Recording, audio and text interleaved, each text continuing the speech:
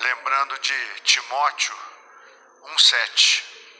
Pois Deus não nos deu espírito de covardia, mas de poder, de amor e de equilíbrio. Por que falo isso? Porque desde o início dessa pandemia no Brasil, o presidente Bolsonaro sempre teve a preocupação, presidente Pedro e presidente Canuto, de poder equilibrar as ações dos cuidados na área da saúde com as ações na área econômica e principalmente se preocupou com uma grande rede de proteção que pega os vulneráveis, os que têm contratos de trabalho e a condição de que o país pudesse enfrentar esse momento tão difícil com equilíbrio, bom senso e racionalidade. Desde que o presidente Bolsonaro falou isso, há pouco mais de um mês, o presidente vem sendo agredido muitas vezes porque ele ousou preocupar-se com todos. Isso é muito curioso. Parece que só poderia se olhar em uma direção.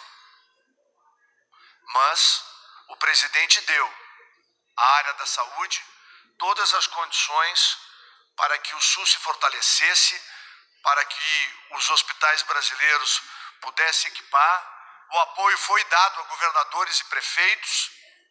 E, por outro lado, o presidente foi a primeira voz que se levantou para falar que precisávamos olhar o Brasil como um todo. E é esse Brasil como um todo, o Brasil que tem que se preocupar, sim, com os aspectos econômicos. O emprego, o desemprego, a fome e a miséria matam historicamente na América Latina mais do que qualquer epidemia.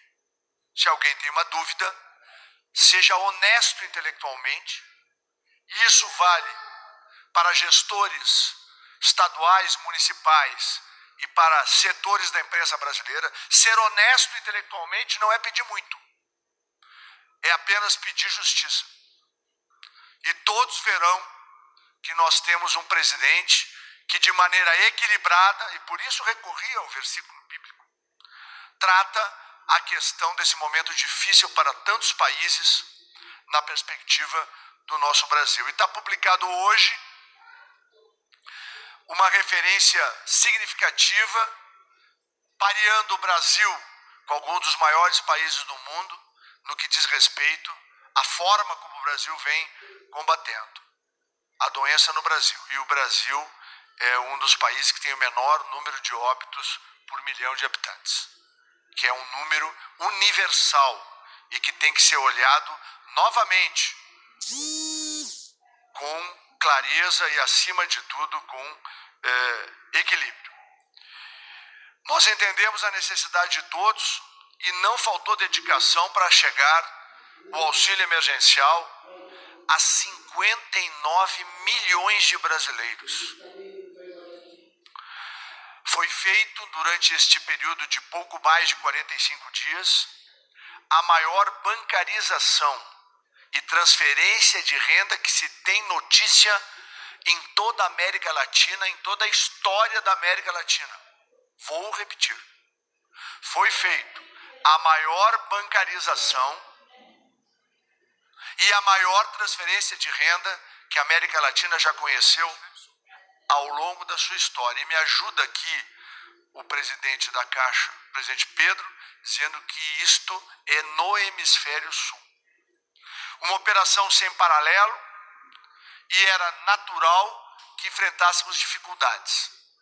Escolhemos um caminho ousado. Fomos através de um aplicativo, usando um meio digital, e a consagração deste meio estão nos números que serão apresentados tanto pelo presidente Canuto quanto pelo presidente Pedro. E uma referência importante: 37% de todo o auxílio emergencial foram recebidos por famílias nordestinas. E 100% do acesso a este benefício se deu exatamente pelo aplicativo que a Caixa disponibilizou e que evoluiu ao longo do tempo para um produto que já desperta atenção, e na semana que passou tivemos tanto do Banco Mundial quanto do BIRD, de organismos da ONU, a preocupação de tentar entender como o Brasil fez tanto, com tanta segurança, em tão pouco tempo. Lembrar que o nosso irmão do Norte distribui cheques e tem um número de resgate de cheques absolutamente que não atinge 10% do que nós já fizemos. E num país que, apesar da sua tecnologia, um cheque leva uma compensação média de uma semana, diferente de um crédito imediato que é feito aqui no Brasil.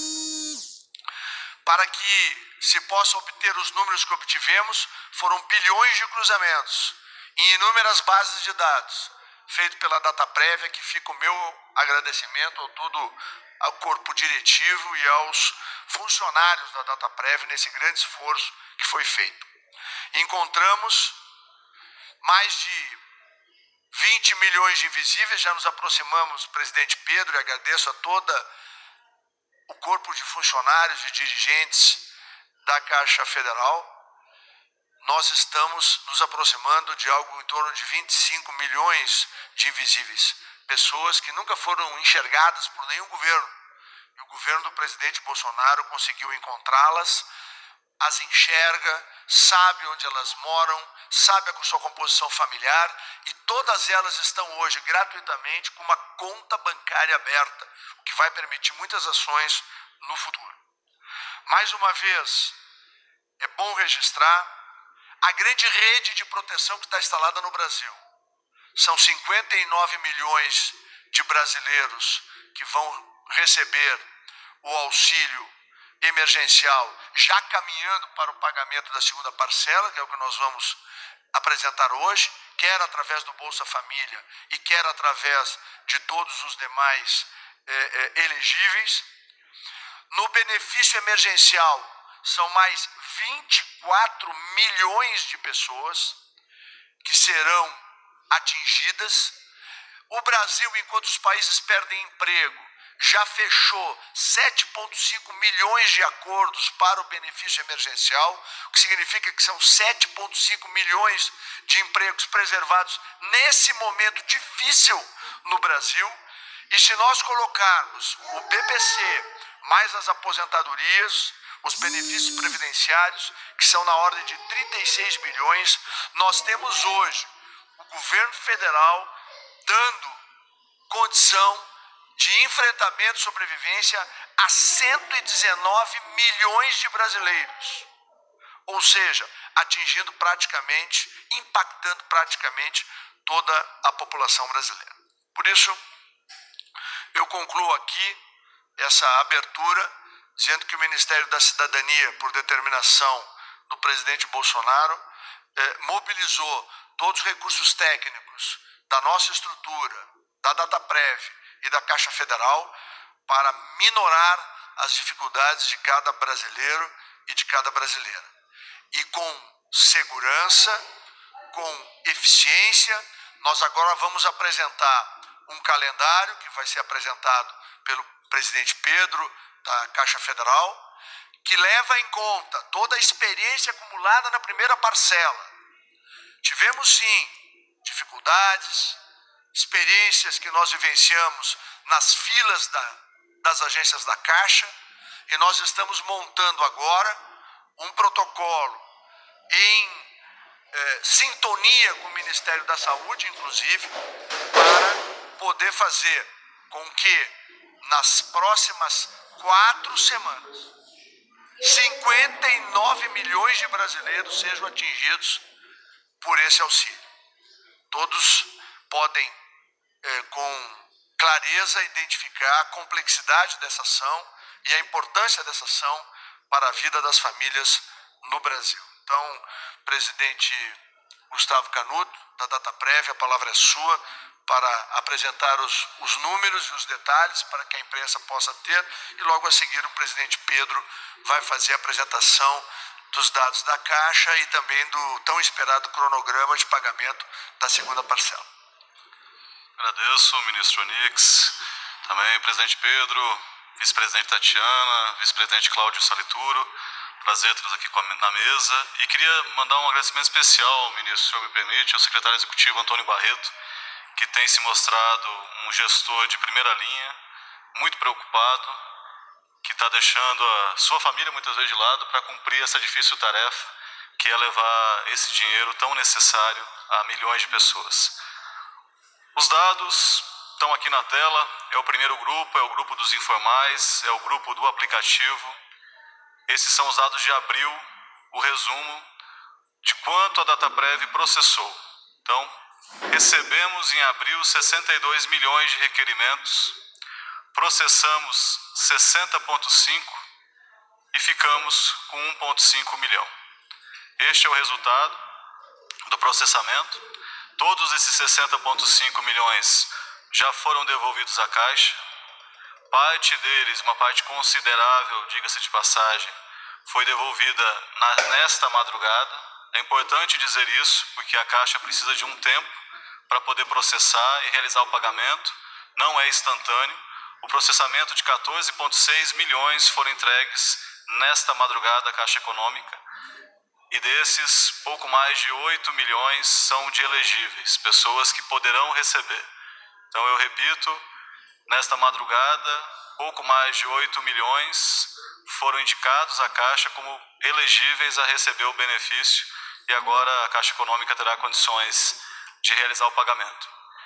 Sendo bem direto e objetivo com a imprensa e com todos os presentes, vou colocar 3 perguntas aqui e 3 respostas associadas que eu imagino que sejam relevantes.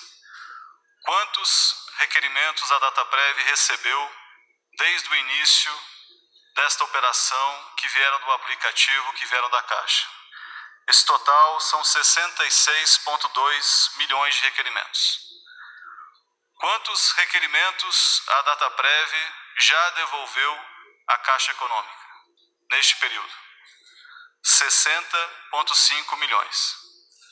E, finalmente, quantos requerimentos ainda se encontram pendentes de processamento na Dataprev? 5,7 milhões. Destes 5,7 milhões, 1,5 milhão são de abril, 4,2 milhões são de maio. Esses números são referentes do primeiro dia, 7 de abril, até o dia 14 de maio, ou seja, ontem. Então esses são os números principais do aplicativo.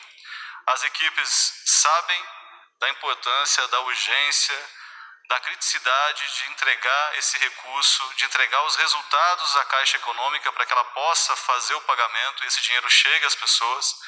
Mas eu insisto, o processamento é feito com 17 bases governamentais. Cada uma dessas bases tem suas peculiaridades, seus dados têm atualizações específicas. Essas bases são geridas e mantidas por outros órgãos que não a Dataprev, não o Ministério da Cidadania, não a Caixa. Temos bases da Receita Federal, da Secretaria do Trabalho, do Poder Judiciário, entre outras. E os resultados são totalmente compatíveis com as informações constantes dessas bases. As atualizações das bases são feitas em períodos diferentes. A Dataprev atualiza a sua base de dados analítica a cada mês. Acabamos de fazê-lo, terminamos no dia 5 de abril, 5 de maio. Todos os processamentos de maio serão feitos em cima dessa nova base, já atualizada, com novos números. E isso explica um pouco das diferenças que nós encontramos em relação à realidade de hoje e o que os dados mostram. Não é possível que as bases do governo reflitam instantaneamente a situação de cada um dos brasileiros. Por isso que existem